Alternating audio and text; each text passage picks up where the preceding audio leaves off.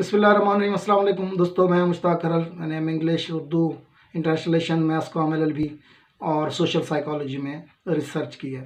तो social psychology basically एक बड़ा इंटरेस्टिंग सब्जेक्ट है। इसमें हम लोग रिलेशन देखते हैं, people to people, community to community, और उस दौरान जो लोगों के एटीट्यूड और बिहेवियर में जो डिफरेंसेस आते हैं उनको हम लोग स्टडी करते हैं।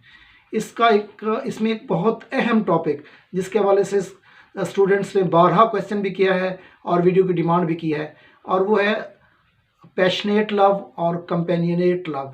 तो ये इन दो जो लव है इनका डिफरेंस क्या है, तो इसमें आप लोगों को ध्यान रखना होगा। सबसे पहले लव्स आप पैशनेट को देख लें। तो पैशनेट लव का मतलब वो लव जो कम देर पर शॉर्ट लिव्ड होती है, इसमें शिद्दत ज़्यादा होती है। 2 से 3 साल आम तौर पर जो हमें इसकी रिसर्च से मालूम हुआ है, इसका दौरान यहाँ 2 से 3 साल तक होता है। और इसमें जल्द ही जो है ब्रेकअप के भी चांसेस हो सकते होते हैं, क्योंकि ये कंप्रोमाइज़ और बाकी चीज़ों से हटकर होती है। ये इमोशनलिज्म पे बेस्ड करती है, जबकि इसके मुकाबले में अगर हम लोग कंपेनियनेट लव की बात करें तो वो लफ्ज़ कंपेनियन से निकला है। वो लव जो है वो देरपा भी है और उसमें कंप्रोमाइज़ भी हैं। उसमें एक दूसरे को लाइक्स डिसलाइक्स के बाद एक दूसरे को एक्सेप्ट करने की जो सलाहियत है वो मौजूद होती है।